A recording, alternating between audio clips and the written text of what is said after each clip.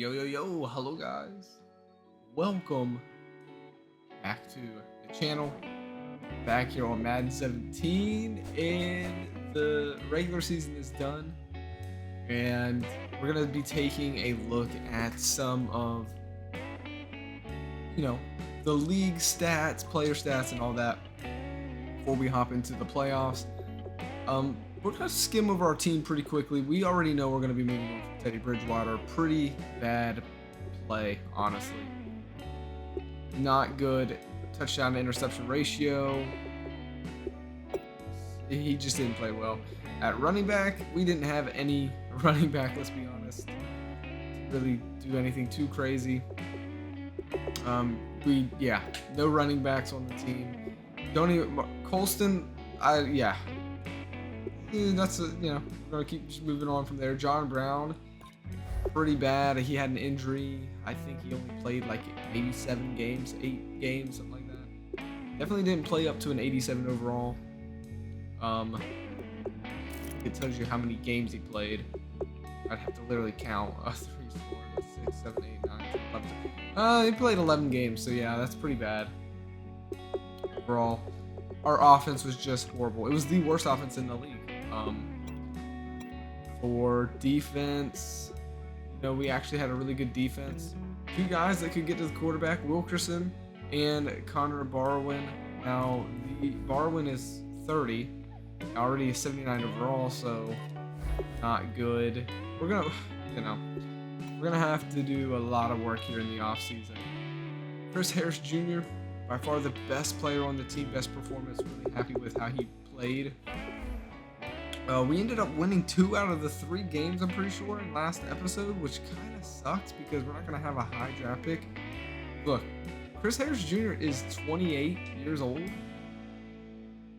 and he's a 95 overall. If we want to move up the draft to try and get a quarterback, I think he's the only guy we have that would be worth moving up.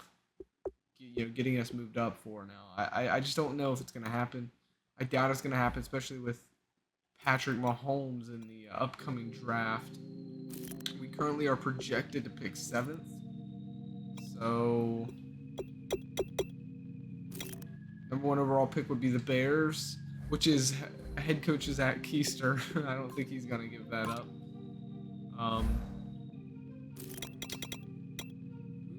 The Bears quarterback, they're gonna need a quarterback, so you can kind of rest assured Patrick Mahomes is probably going to Chicago, which is gonna be interesting to see how in this universe how that will affect his career.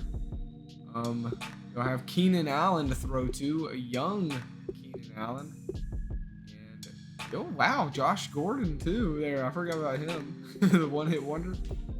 What, 1 year I think it was? 1-2 years? That was pretty good. Anyways, we're getting sidetracked here. Drew Brees won the MVP award over Tom Brady. It was between them two, and Drew Brees does it, and it was earned, I would say. You could argue one or the other, but you know what? I think Tom Brady got it stolen from him. He had better pass completion, way better interception to touchdown ratio, and he threw way more yards. But because Drew Brees had 1 more passing touchdown, the game went ahead and gave it to Drew Brees because they literally just look at passing touchdowns for the most part. Tom Brady was even hit more than Drew Brees, and he still had a better pass completion, the best in the league at 71. Tom Brady he knows how to get it done.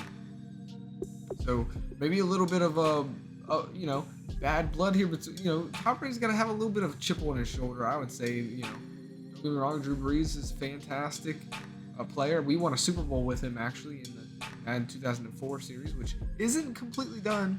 It's just put on the shelf for right now. He's really young in that series. Here he's really old. But we'll see. those two, they're going to be going against each other in the wild card round, so that's going to be fun to watch. Ryan Tannehill plays phenomenal. Where was this when you played for Miami? Yeah, you might be trying to take over this universe. Phillip Rivers here. Aaron Rodgers, pretty good. Okay. Russell Wilson. Let's take a look. How did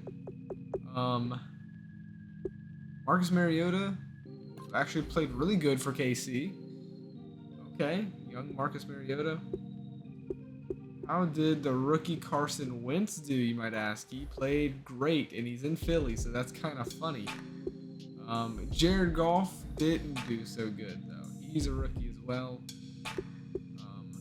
Because I edited his character, it says he's a one-year veteran, but no, he's not. He's a rookie. But yeah, so there you go. Tony Romo, yikes. Giovanni Bernard, 1,400 yards. Oh my goodness. Really good. Derrick Henry with 1,300 in his rookie year. We're going to be able to simulate Derrick Henry's whole career here. Some of these players. This is going to be a really fun series, guys, to watch. You know, rewrite history for these players. I think Derrick Henry is starting off stronger than he did in real life here. That much is obvious. 1,300 yards, 11 rushing touchdowns. Is that going to give him Rookie of the Year award? Should. We'll have to see, though.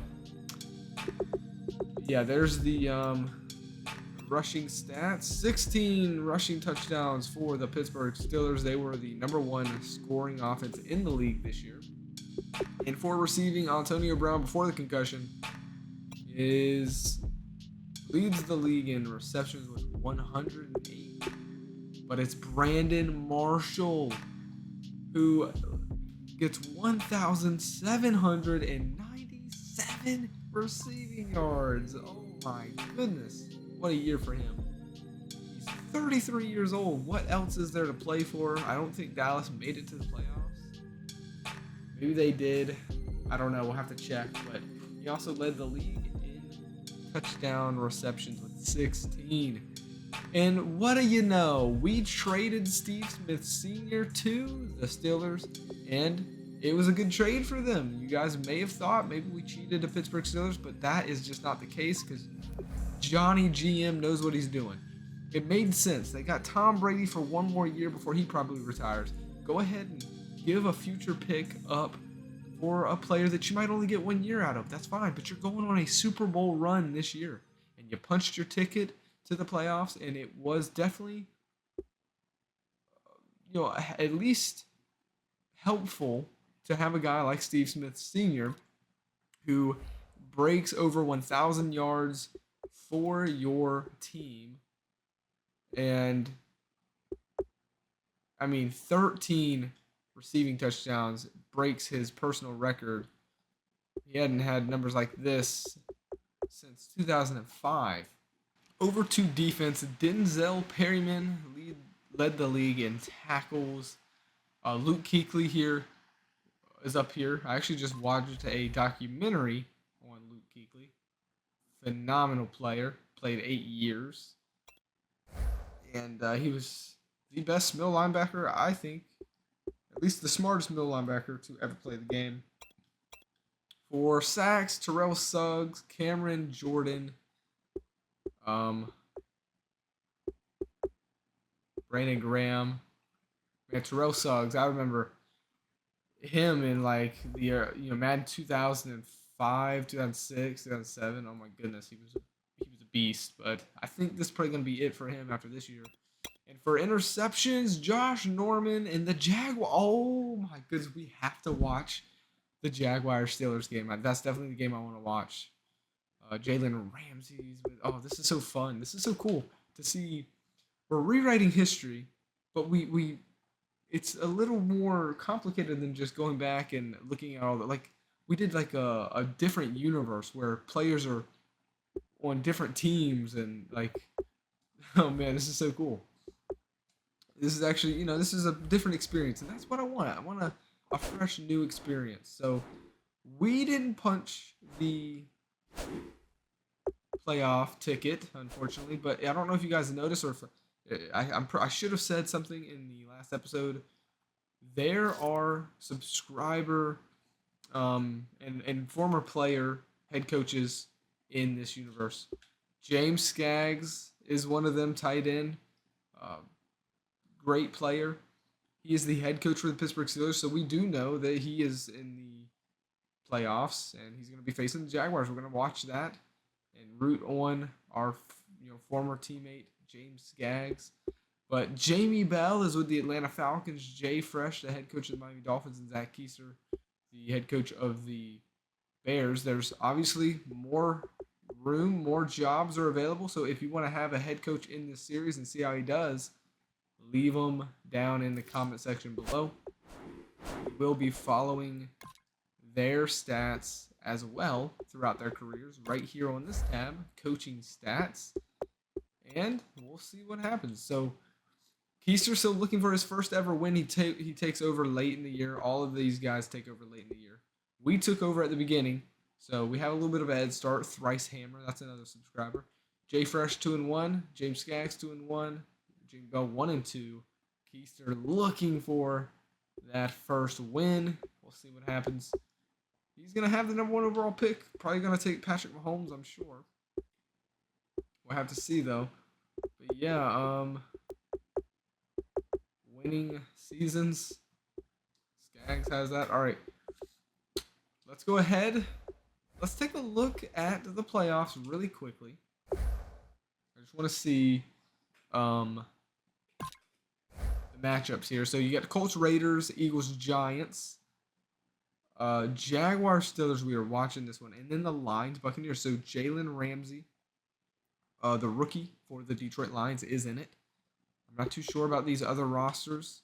We know Carson Wentz is on the Eagles. We know Tony Romo is on the Giants. But we know Tom Brady and Drew Brees is a matchup we don't want to miss. So let's go real quick to check out the rosters for these two teams. And then we're going to hop into the game. So for the Pittsburgh Steelers, they have a very good squad. Tom Brady, 97. Jimmy Graham, 96. Steve Smith Sr., the guy we gave him, a 90 overall. And Osamele, 90. And then they've got some more talent. They got some young talent right here. Look at this, 26, 26, 22.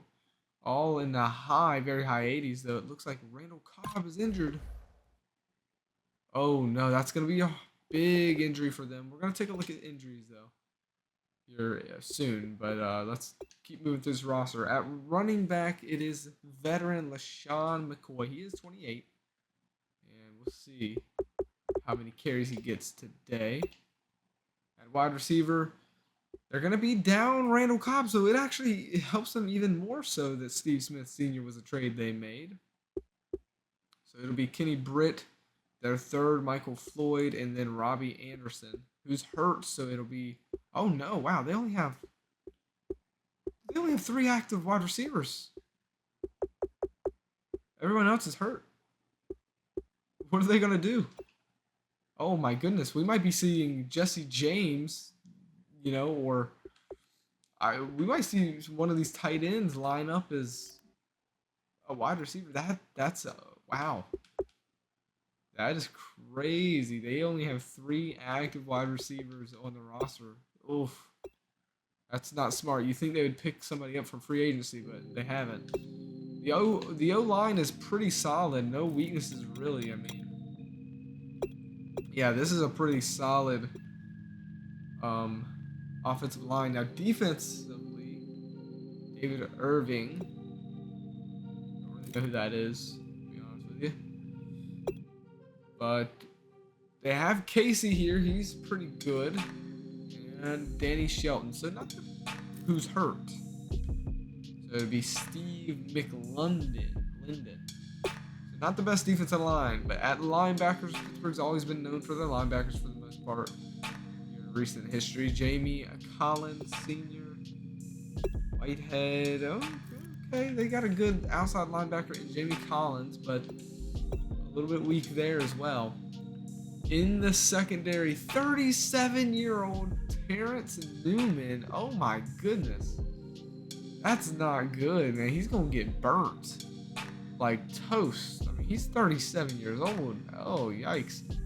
Nickel, Arabi, Coleman. I think there's too many. This is a horrible, horrible secondary. And then Leon Hall, who's 31, he's hurt. So it's going to be EJ Gaines. And look at the speed here. They don't have one corner that's in the 90 overall speed. This is not good. Yikes, dude. Drew Brees might eat up this secondary. We'll see. Keyshawn Jarrett, who's basically a rookie. And Kurt Coleman. Oh my goodness. I don't know, guys. We'll take a look and see. But if the Jaguars have a good defense or decent defense, I gotta think Drew Brees might tear this game apart here. I mean, it's not like the Pittsburgh Steelers are going to be getting much pressure on Drew Brees. The offense is really good. They got Tom Brady. They got weapons. But out in a pretty good offensive line. But outside of that, this defense is. They have a really good offense, a really bad defense. In other words, and the stats kind of show that, right? They were the highest scoring offense, but their defense was really bad. That's why they're only in the wild card.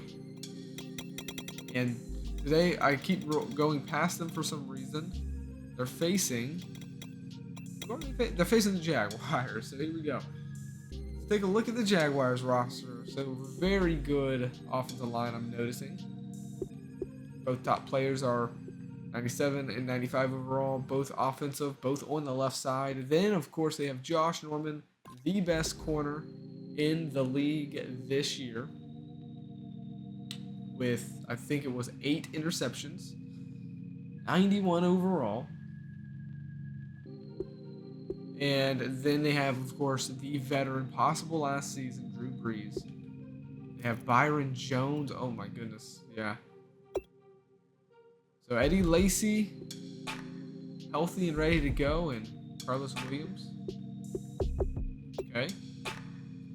So what are their weapons looking like? Well, they got Jeremy Maclin, Jordan Matthews, Steve Johnson, Nelson Aguilar.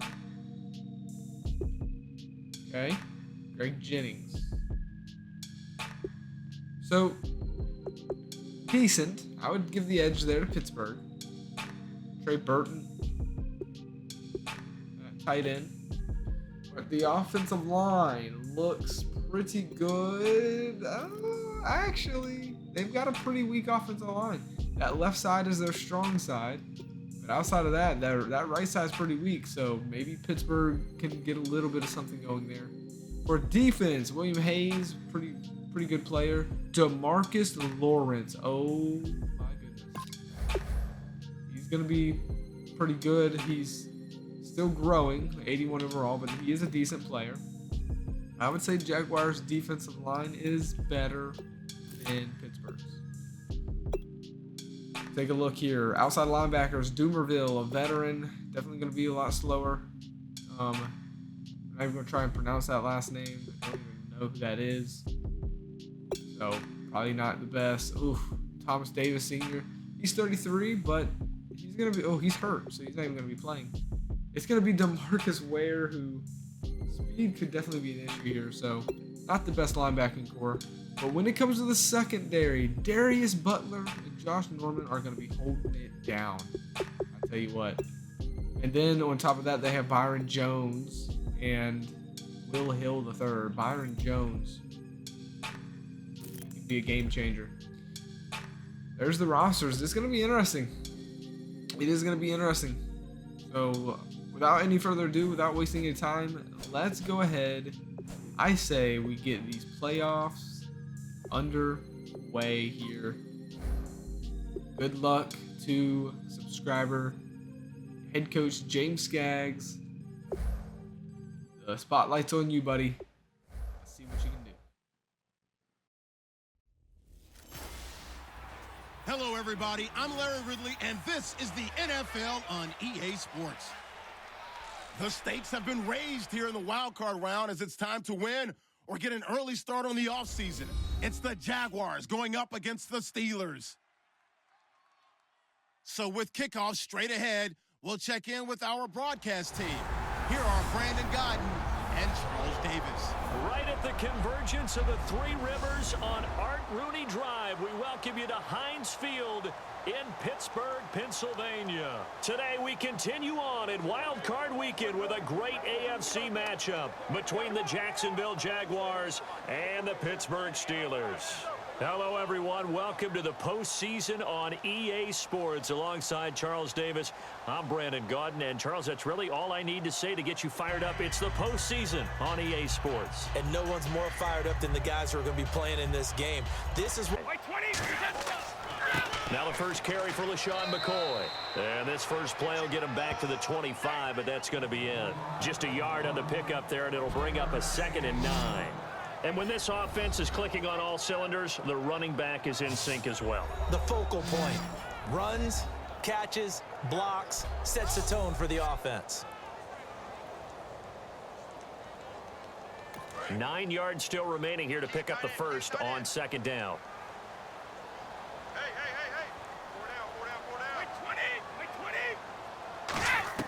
Now Brady throwing on 2nd down. And the catch made by Kenny Brent. And he gets this one just shy of the 40. They'll mark him down at the 39.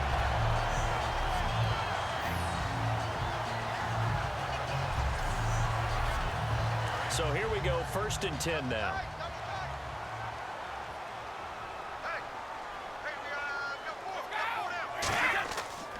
McCoy. A beautiful fake. And he will be brought down at about the 43 that time. It's a pickup of 4, and it'll bring up 2nd down.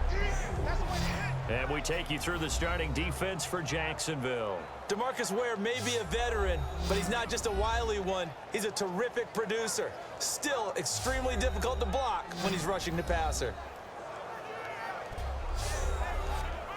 6 yards to go here on 2nd down.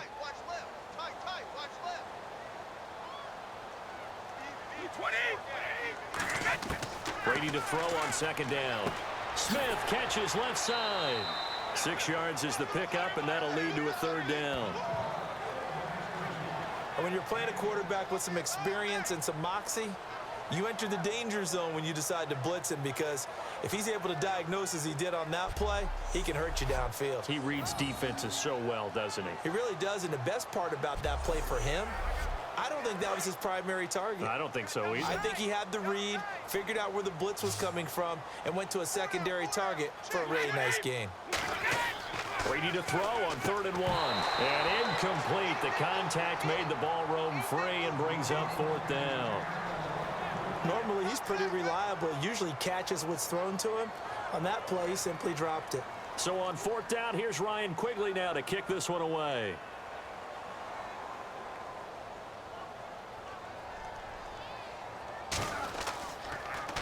And he'll get this away into the icy winter air. And that is much too long. That's into the end zone for a touchback. So here's the first drive now for the Jags. They'll be led out by the first pick of the 2nd round back in 2001. And that's the veteran Drew Brees. Drew Brees' accomplishments have been borderline astounding. Throwing on 1st down is Brees. He gets it left side to Johnson.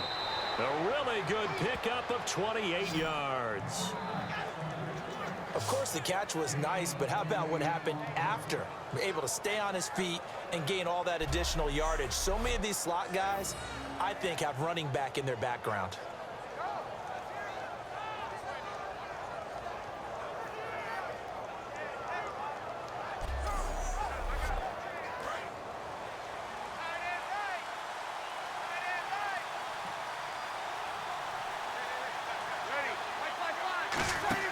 They go play action here on 1st down.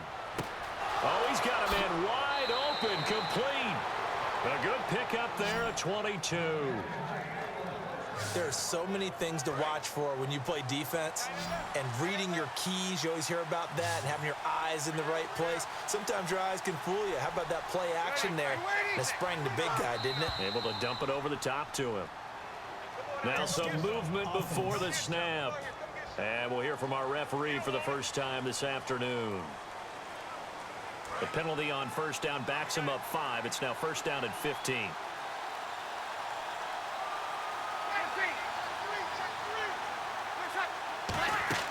Now a play fake here on first down. He's got time. And down he goes. They sack him back right around the 41-yard line. Sometimes I watch games and wonder why they use play fakes on certain passing situations because it's not going to fool anyone. I don't know if that was the case here, but the end result was the same. No one fooled. The quarterback was hit.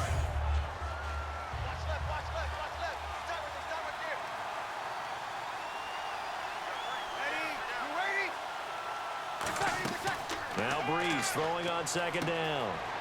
Firing quickly here, and that's complete. It's a pickup of 12, and that'll set up a third down. And after that completion, you can understand why so many teams in the league are emphasizing speed on defense at every position. The tight ends have created so many tough matchups now. If you can't run with a tight end as a linebacker, this is going to be the result every time. They got to get to the 20 to keep the drive alive on third down.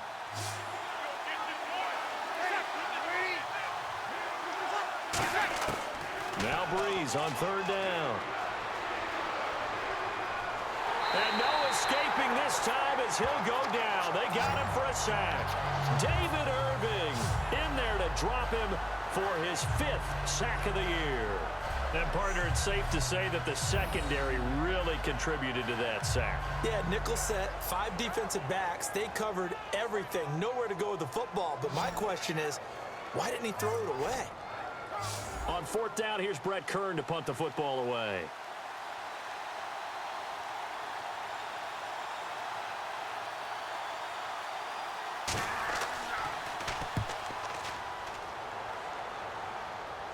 That'll be out of bounds, and how good was that? They come out 5 wide, 3 of them to the right side. So we hit the quarter break in round 1 of the AFC playoffs. Can't wait to see what the second quarter has in store. More from the Steel City coming up after this. Back with Charles Davis, Brandon Gaudin. It's Steeler football to begin quarter number 2. They're looking at a second and short yardage to start things out.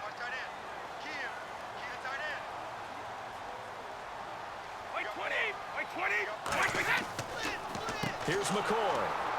And they'll lose yardage here. They go backwards to the 13-yard line. So he loses 3 yards there. Now third down. When we did DeMarcus Ware's games in Dallas, didn't we spend most of the time talking about him rushing the passer? We did, and how about now? Oh, boy, he's expanded his game in a big way. Really does a great job in the run game now.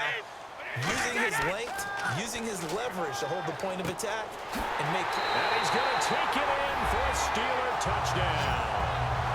Jimmy Graham from 13 yards out. And the Steelers are able to strike for 6. In baseball on both sides, where the tension continues to build, who's going to make the big play? And he checks this one down to Williams. And he'll be brought down at the 21, just shy of the 20 in the red zone. I know most of the time when the ball's in the air, you're thinking wide receiver, tight end, but running backs, they can be a big part of any passing offense nowadays.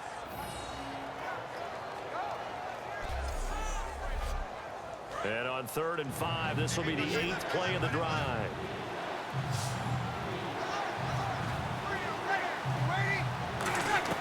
Brees to throw again. He's got a man. It's Williams.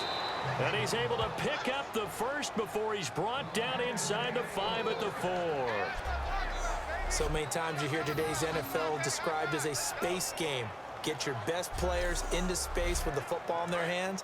That's why sometimes you just swing it out to your runner, get him out in the flat, and let him have a chance to make people miss an open field. They'll try and run. This is Williams. And he'll take this one in for a Jags touchdown. Carlos Williams taking it in from 4 yards out. And the Jaguars have cut it back. They go play action here on first down. He has Britt over the middle. And oh, he coughed it up. And the Jags grab it. And they will take over at the 26-yard line. Well, he did what he's known for. He made the catch, then he turned into a runner, took the contact, and coughed it up.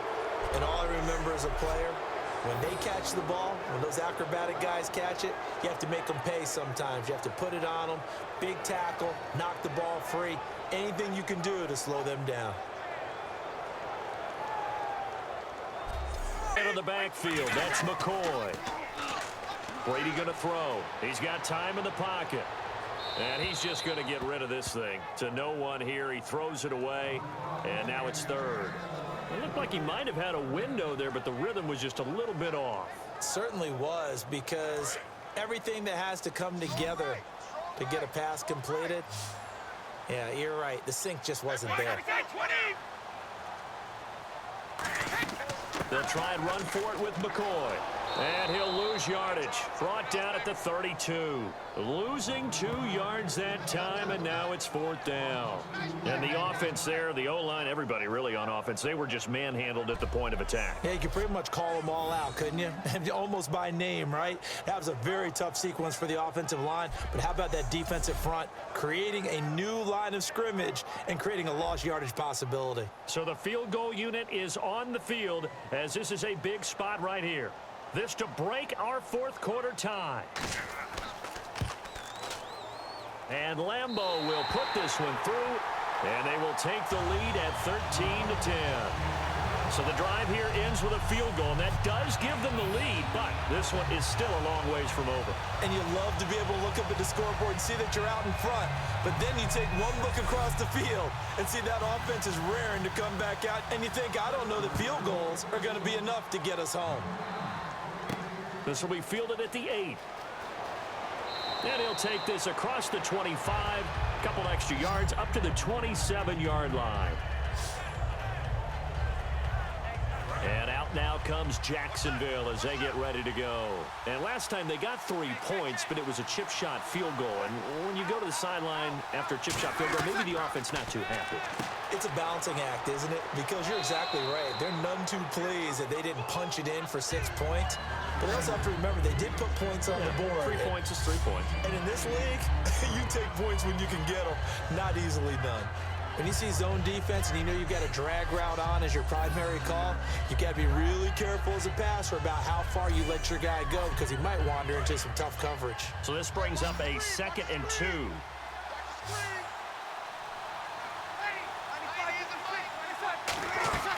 On play action, it's Brees. He gets it left side to Johnson. And he'll be taken down, but not before he gets into enemy territory. 17 yards on the pickup there. The drive will continue. It's a 1st down. They like going to him in the slot. He catches another one. I think this comes under the heading of, until they stop him, why not go back to him? He has something going really well. Great working relationship with the guy throwing the ball, and they keep making the connection. Now Brees. Looking left side. That's caught by Macklin. Touchdown, Jaguars. Jeremy Macklin, 48 yards. And the Jaguars have moved out in front here in the 4th quarter. Well, you know he can be explosive, and he's ultra explosive there on the fly route. And you know how many times we've talked to coaches and we've had quoted back to us, well, you know something? When you execute really well, it doesn't matter if they know it's coming or not. Well, sometimes athleticism beats you as well. He just took off and went. That's almost like one of your Turkey Bowl games, isn't it? Just go long, Backyard. man. I'll hit you.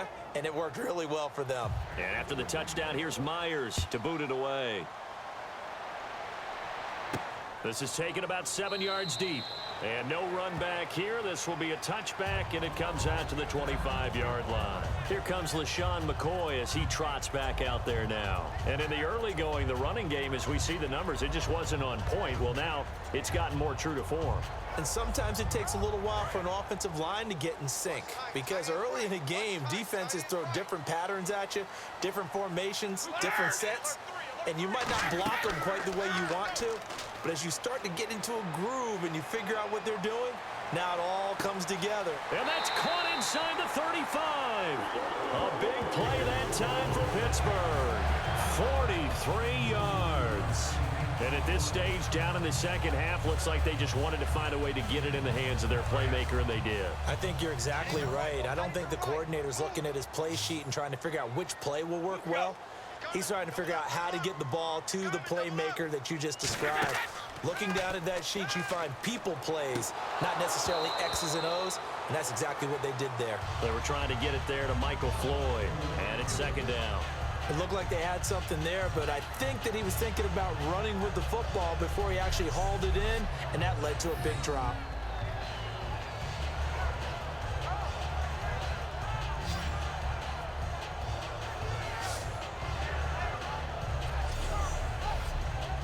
Offense still needing 10 yards. Second down.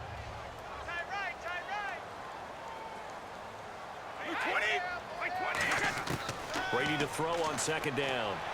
To the sideline, and oh, a nice catch there. Made sure the feet were inbounds, and they were. Was that a receiver?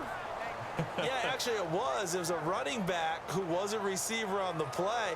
I think he's been spending time in the receiver drills getting his feet down. Well, those guys out of the backfield, they got to be good, agile with their feet. He showed the agility there with a toe tap. No doubt about it. It's like he'd went to ballet school. Got the toes down and stayed in bounds.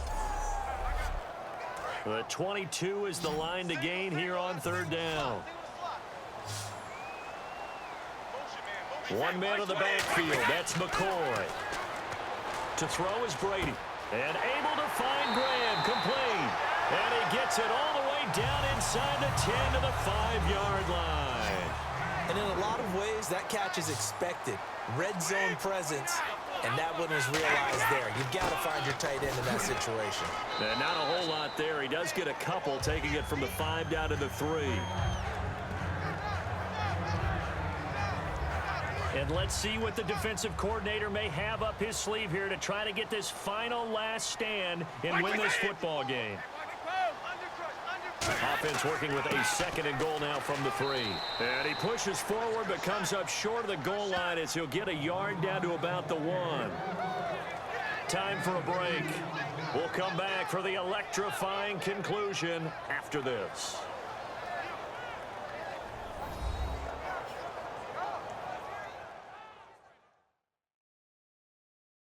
So the Steelers with the football as we get you reset. They face a critical third down now, needing a score here in the late going. They're knocking on the door as they come to the line here on third and goal from the 1.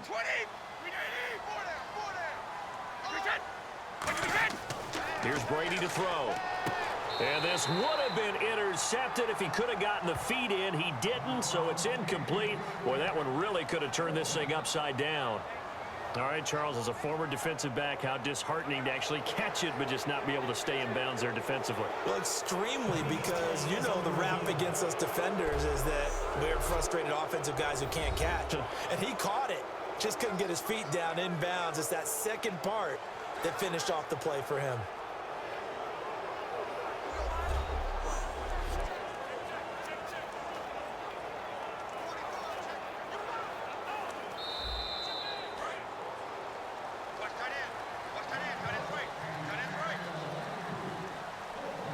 They had to go to the monitor, get an extra look. That's what the technology is for, and this touchdown will count. False start, offense.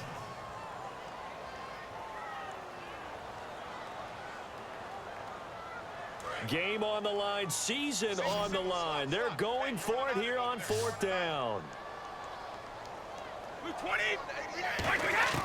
He's back to throw.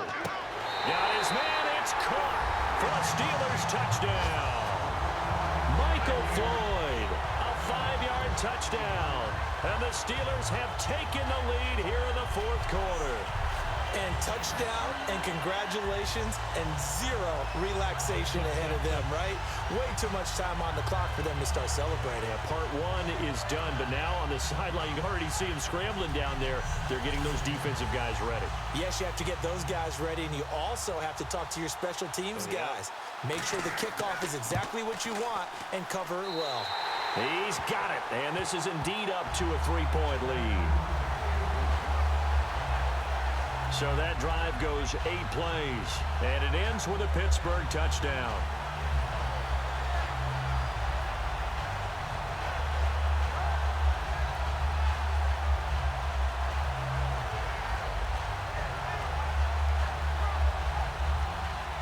And Lambeau now, after the touchdown, he'll kick this one away. This one fielded at the 5. And he'll get it up past the 20 to the 22-yard line. The Steelers defense getting ready here. They've got a situation where a field goal ties it. How do you defend this? Because you obviously don't want to give up the touchdown. How aggressive do you get? That's always the key, isn't it? Where is the line on aggressiveness to over-aggressiveness? And I think most coordinators are looking at it like run your regular defense, add some pressure packages, because really the 35-yard line is the one you really want to defend. At that point, you're thinking you're probably giving up 3. Anything outside of that, you feel like you've got a chance to hold them. So they'll be in search of the proper amount of pressure. And he can't get a throw away. He's taken down. Now hold everything here. We're going to get a timeout by the offense. It's just their first. They've got 2 more to use here in the final stages. They'll look to throw. And he's got his favorite target yet again. It's complete. Now whistles come in. We're going to get a timeout here by the offense. That'll leave them with just 1 remaining in this 4th quarter of play. Now Brees got to have this one. He's got time. And he's got a man on the crossing route. That's Macklin. They had to go for it with such little time remaining. And the Steelers, they're going to take over an excellent field position. So a risky move that does not pay off. And, Charles, you take it from the defensive perspective. They had to be a little offended there that they even tried to go for it back inside their own 20. Highly offended. And they took the ball away and gave it to their offense in a great situation. But when you look at this thing in total, when you start taking chances like that, you know what that means? You're going to have to take more chances later, right? When you don't convert, that just means you got to double down on it. So we could see this thing pile up as we go on. And they'll start this drive with very good field position. Hey, 4 down, 4 down. Let's go! By 20! Hey, watch that. Check, right. Now a 20th carry here for McCoy. And he'll fall forward to the 29-yard line. Now hang on here. Timeout called by the defense. It'll be their 3rd and final timeout, so as they talk things over, we'll step aside. Hey.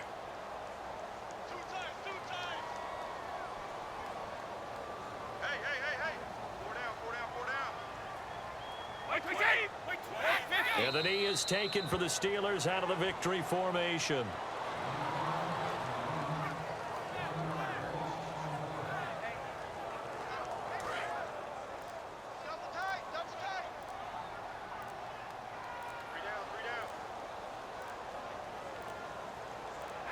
They go down to a knee, and that will do it.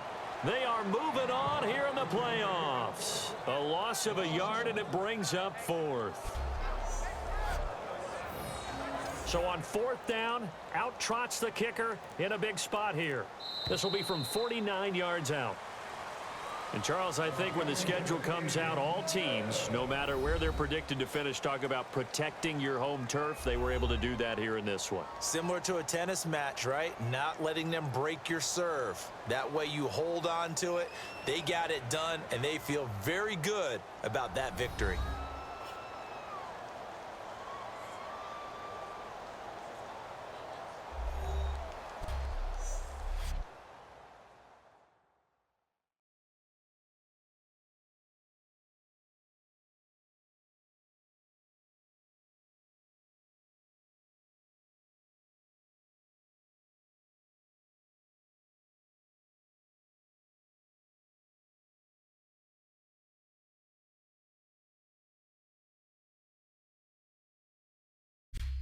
So that'll do it for my partner, Charles Davis, and the best darn crew in the industry. I'm Brandon Gaudin. This has been a presentation of the NFL on EA Sports.